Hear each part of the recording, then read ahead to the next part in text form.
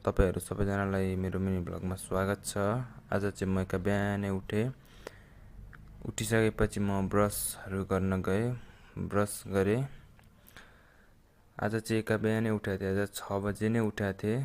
त्यसपछि साथी र म सँगै आज चाहिँ बाहिर गइयो कामतिर।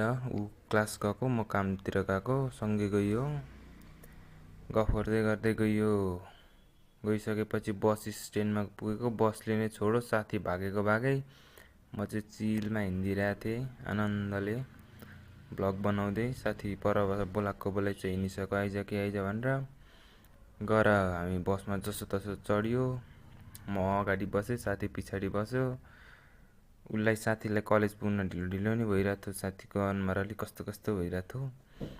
त्यसपछि साथी कलेज गयो, म चाहिँ यता पार्कतिर घुम्न आएँ। हेरेको यस्तो दामी भ्यू रहेछ, चिसो भइरहेको, खोलो बढेर उत्रै भइरहेको थियो। खोलो पानी नै पानी, कहाँ पानी परेर पानी नै पानी आइरहेको थियो। त्यसपछि म अलि पर गएँ, कुकुरहरू झगडा गरिरहेको थिए। यता मेरा छेउमा एउटा कुकुर आएर बस्यो।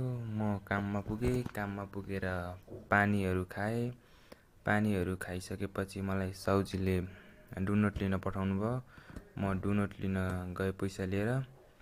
गइसकेपछि म डुनट पसलमा पुगेपछि मैले डुनट दुधहरू ल्याएर आएपछि म चिया बनाउन थालेँ। चिया बनाइसकेपछि साथी आइपुग्यो किचनमा आएर त मलाई बडी देखाउँदै थियो।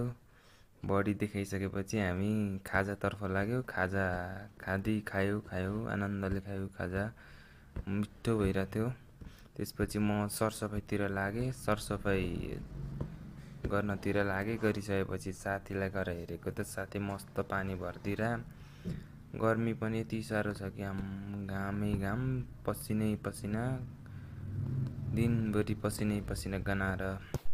त्यसपछि म खानाहरू बनाउन थालेँ। खानासाना बनाइसकेँ। खानाहरू